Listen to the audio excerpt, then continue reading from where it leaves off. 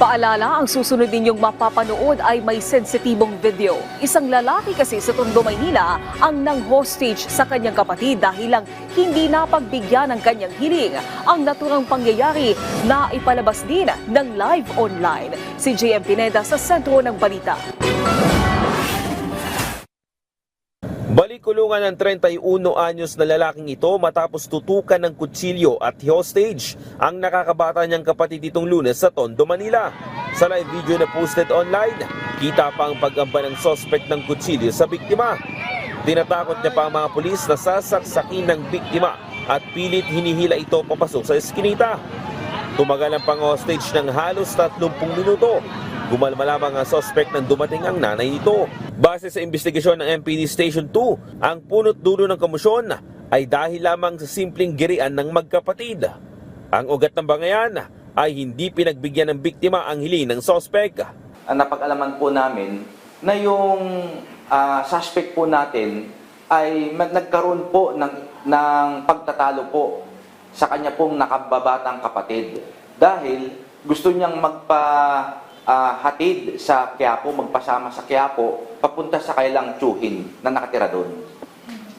Dahil sa hindi pumayag ang kanyang kapatid, dahil ang dahilan ng kapatid niya, nasa ospital yung kanyang asawa, ay hinila siya ng kanyang kapatid. Umamin rin naman ang suspect sa pulisya na nakagamit siya ng illegal na droga. Nahalungkat tuloy na labas-pasok ito sa kulungan simula pa 2016 dahil sa iba't ibang kaso. Actually, pang-anim niya na itong kaso. Meron po siyang previous criminal charges since 2016.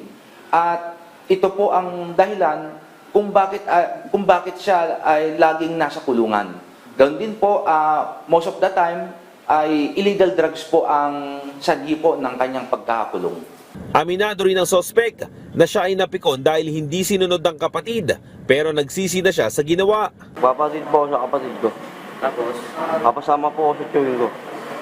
pero hindi ka hinatid. Kaya, Apo. Hingi po ako ng pasensya sa mga kapatid ko. Kasi ng nanay ko. bakit? Dahil nagawa ko yung gano'n. May banta rin daw sa buhay niya kaya lagi niyang daladala ang kutsilyo. Paano pagbabanta? Papatahin ka? Oo. Arigluin na lang ho daw yung magulang ko. Kaya ayaw kong bitawan yun. Dahil pag binitawan ko yun, mamamatay lang ako. Nasa kustodiya ngayon ng MPD Station 2 ang suspect na maharap sa patong-patong na reklamo kabilang na ang grave threat, grave coercion, alarming scandal at illegal possession of bladed weapon. JM Pineda para sa Pambansang TV sa Bagong Pilipinas.